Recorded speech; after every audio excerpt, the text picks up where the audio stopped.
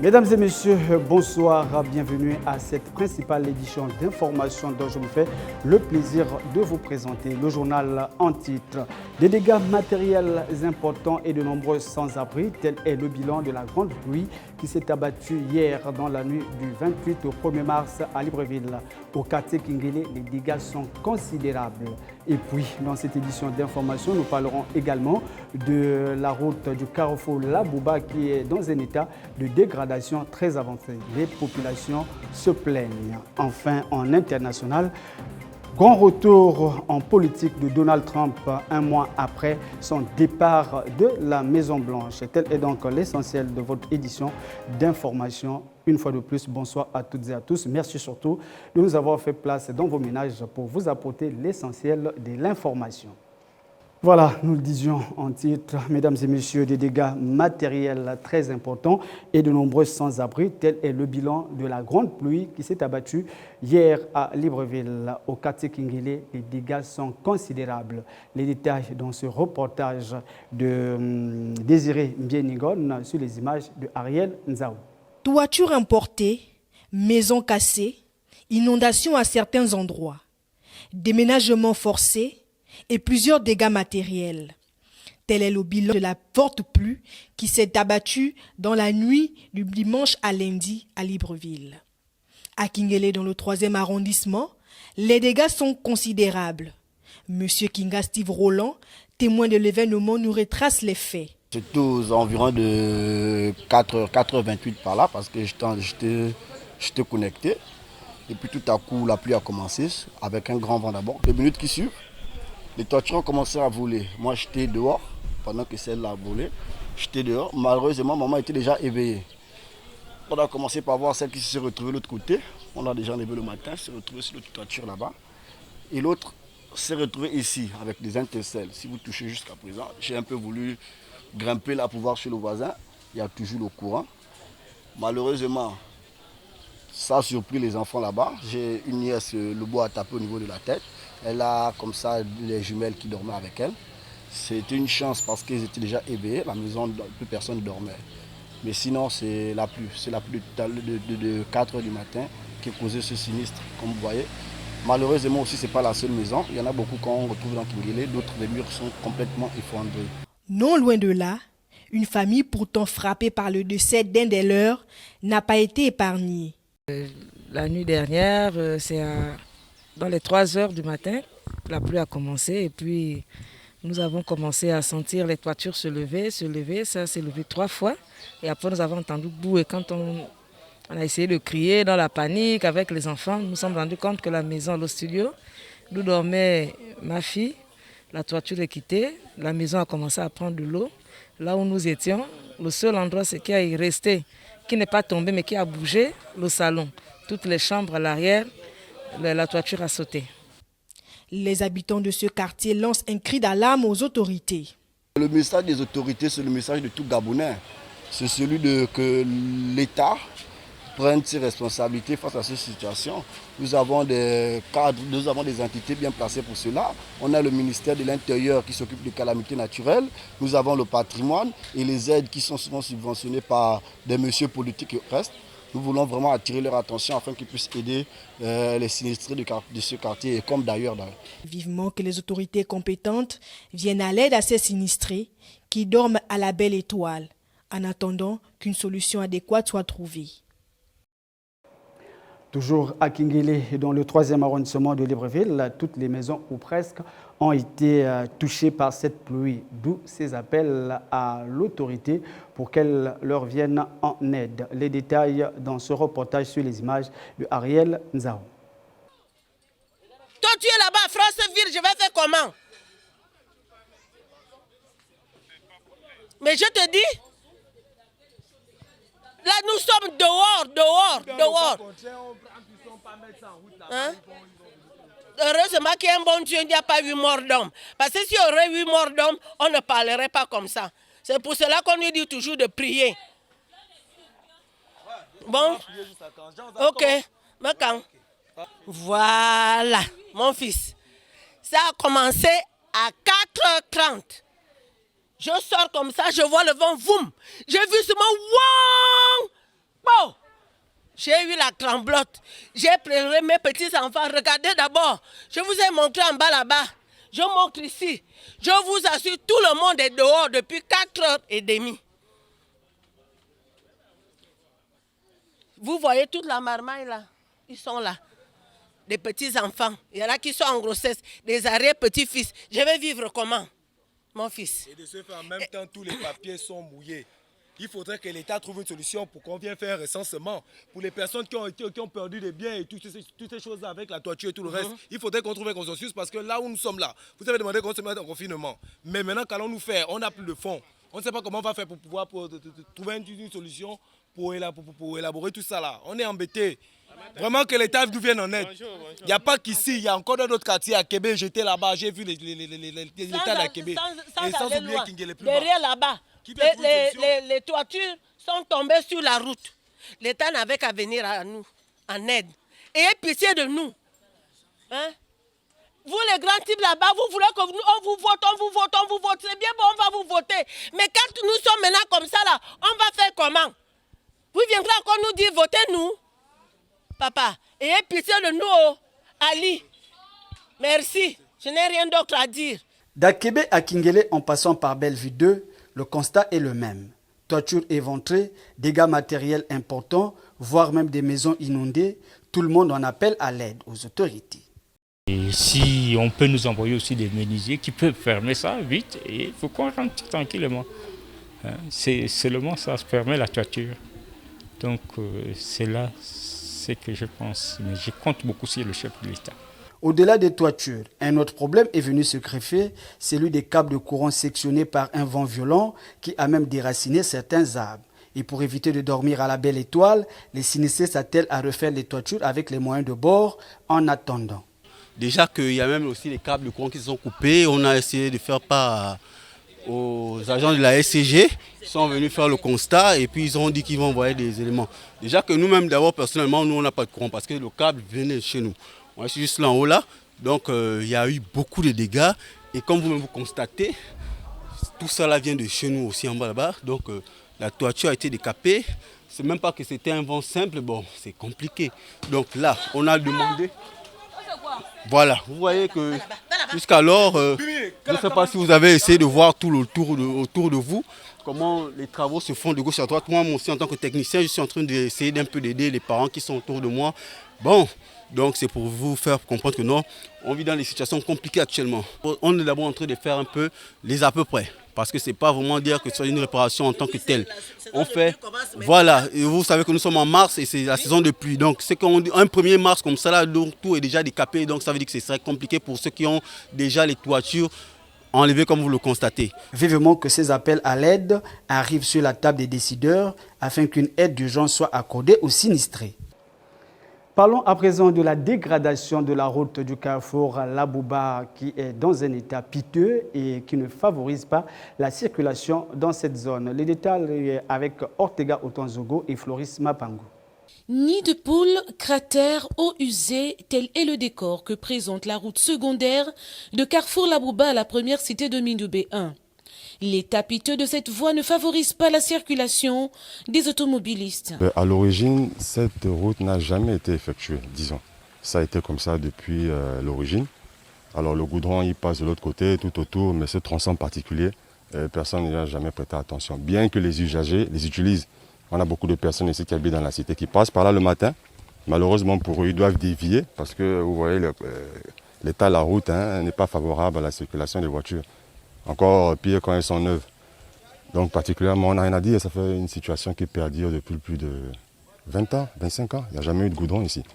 On fait avec, on passe sur le côté et puis on se mouille les pieds. Mais c'est au désarroi de l'État. Il y a une grande école, là. Les enfants font comment pour aller à l'école? Vous voyez? Tout regardez ce qui se passe. Là, on a le début de petite pluie, là. Après tout ça serait le désarroi, les enfants ne peuvent pas aller à l'école. Dans la première cité de Mindoubé 1, certes, les différentes artères ont déjà été réhabilitées, mais elles demeurent vieillissantes.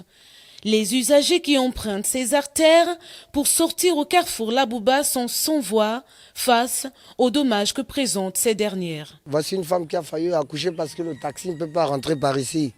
Ils ont peur de casser leur véhicule. Vous voyez? On ne peut pas, je ne sais plus qu'est-ce qu'il faut dire, le mot nous manque même. Voilà, c'est vraiment les larmes aux yeux pour nous, hein. C'est vraiment les larmes aux yeux. Quand il pleut, l'eau monte et après ça redescend dans leur habitation. Hormis ça, l'état des voitures, la qualité des voitures, parce qu'à la longue, elle mettra plus du temps. Et puis, un peu tout ça, on est obligé de tous dévier, faire un grand chemin. C'est plus facile de passer par là, mais pour avoir les pieds propres, on passe de l'autre côté. La difficulté de circuler pousse les riverains de l'Abouba, première cité de Mindoubé 1, à mener des réflexions. Mais nous, d'abord, on aimerait savoir si vraiment il y aura une route qui va passer par ici un jour. Sinon, bon, on peut l'occuper d'une autre façon, hein, mettre des pavés, occuper la route. Mais si c'est l'État ou les gens du service qui sont censés s'en occuper, ben nous, on ne sait pas, on attend. Vous voulez qu'on pleure comment? À chaque fois, on est en train de demander comment ça se passe. On demande une aide. Ces différentes voies très fréquentées mériteraient un regard favorable des pouvoirs publics. Parlons à présent du problème de circulation au quartier Mindoubé 2 derrière le CES. Les populations se servent des cailloux et des planches pour circuler sur une voie, surtout en cette période de saison de pluie. Plus de précision, on va retrouver une fois de plus Otega Otuanzogo et Floris Mapango. Suivant. La nature a horreur du vide. En l'absence de la route, les autochtones de ce quartier ont dû frayer un chemin avec des planches et des cailloux pour vaquer à leurs différentes occupations quotidiennes. En cette période pluvieuse, la situation est compliquée. Mettre deux arguments. D'abord l'argument de l'État et l'argument des populations. D'abord les populations conçues anarchiquement et deux, les voiries ne sont pas entretenues. Je veux dire voiries sont les canaux de circulation d'eau et les routes. Donc c'est pour cela que vous voyez, c'est la propre initiative de certains riverains de la société ici là qui mettent des planches parce que quand il pleut, il y a des canaux d'eau, des rivières qui sont derrière. Donc quand il pleut, pour pouvoir rentrer chez eux, ils mettent des cailloux et des planches pour pouvoir s'abriter contre les flaques d'eau qui sont sur la route. Moi-même, je suis tombé là la semaine passée. J'ai eu une petite blessure au pied, au pied. Je suis tombé là devant ici. J'étais un peu dans le vin. Je suis tombé ici. J'ai trébuché quelque part là. C'est-à-dire, il y a beaucoup de quartiers qui sont confrontés à ce genre de problème. Nous savons que l'État avait normalement entrepris certaines mesures en fait de construire des passerelles dans certains quartiers. Cela voudrait dire qu'il y a certains quartiers qui ont bénéficié de ces infrastructures, mais pour le cas de ce quartier, c'est-à-dire cette passerelle, disons ce passage aurait dû déjà avoir une passerelle comme les autres quartiers, cocotiers et j'en passe. Enfants, adultes, tout le monde est soumis à cette gymnastique qui consiste à passer sur ce pont de fortune avec prudence au risque d'enregistrer des catastrophes comme ce témoignage. Mais nous, ça ne nous fait pas bien parce que Mindoubé de CS, c'est une cité, plus ou moins, c'est un quartier, je peux dire résidentiel, c'est pas un trou à rat comme certains quartiers que je ne pourrais pas citer les noms. Mais ça ne fait pas bien parce que tout ce que vous voyez, ces herbes-là, ça attire des moustiques et quand on dit moustiques, on fait allusion au palu. Et c'est pas bien pour nous. De toutes les façons, c'est une difficulté étant donné que Mindoubé est presque dans les quartiers que je peux dire parmi les quartiers parmi les quartiers disons un peu bien structurés. Mais il est aussi important de pouvoir normalement corriger ou combler des manquements en termes d'infrastructure. Les habitants de Mindoubé 2 sont à la recherche d'une solution meilleure. Mais moi, personnellement, en tant qu'habitant de ce quartier, je voudrais qu'on puisse arranger, qu'ils viennent bitumer les routes. Là. Parce que moi, je suis résident locataire, je vais quitter un jour, j'irai ailleurs. Mais ceux qui sont ici, qui ont déjà investi, qui vivent ici, qui ont tout leur vécu ici, il faut que... Mais on va faire comme on attend. Le quartier Mindoubé 2 derrière le CIS devrait être muni de passerelles pour faciliter le passage. Il faut noter que la traversée de ce pont de fortune ne semble pas être facile. Page internationale à présent, mesdames et messieurs, après le coup d'État en Birmanie, le pays semble basculer dans une oppression sanglante qui ne dit pas son nom. Les manifestations sont oppressées par le pouvoir militaire. Les détails dans ce reportage de la presse internationale. C'est une scène qui résume à elle seule l'escalade de la répression. À Dawei, ces dernières heures, face aux manifestants opposés au coup d'État, les policiers ont graduellement intensifié l'usage de la force. Les gaz lacrymogènes d'abord, puis les balles en caoutchouc qui feront une vingtaine de blessés, jusqu'à cet instant où tout bascule. Dans cette ville au sud, au moins 3 personnes ont péri. À Bago, dans le centre du pays, 2 garçons de 18 ans ont été tués. Et à Rangoon, jusqu'alors épargné, un manifestant de 23 ans a été abattu. Ils nous ont tiré dessus. Je le sais, mais je m'en moque. J'ai déjà dit au revoir à ma famille avant de quitter la maison, au cas où je ne reviendrai pas. Face aux manifestations quasi ininterrompues depuis le coup d'État, les autorités ont franchi un cap dans le recours à la force létale, comme le raconte cette expatriée française, jointe il y a quelques heures par téléphone. Pour la première fois, jeudi, il y a eu des actes de violence à Rangoon même. Et en fait, aujourd'hui, c'est la première fois qu'ils ont tiré à balles réelles. Depuis le 1er février, on est scotché nouvelles à Twitter. On s'attend depuis le début à ce qu'on arrive à ce stade. Mais c'est vrai qu'aujourd'hui, ça a été dur.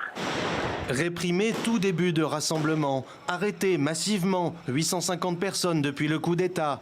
Face aux méthodes des militaires, leurs opposants restent déterminés. Je pense que c'est un grand choc et c'est pour ça que les policiers ont essayé de les arrêter, mais je pense que ça ne peut pas arrêter. Je suis sûre que les gens vont continuer de se battre jusqu'à la retour de la démocratie du pays. D'après cette birmane de Rangoon, le mouvement de protestation tient pour l'heure son mot d'ordre, rester pacifique malgré la répression. Après cette journée, la plus meurtrière, depuis le 1er février, on dénombre une dizaine de morts dans les rangs des manifestants. Avant que de se dire au revoir, un tour aux États-Unis avec la première apparition de Donald Trump, ancien président des États-Unis, en public après l'élection présidentielle qui a conduit Joe Biden au pouvoir. Presse internationale pour les détails.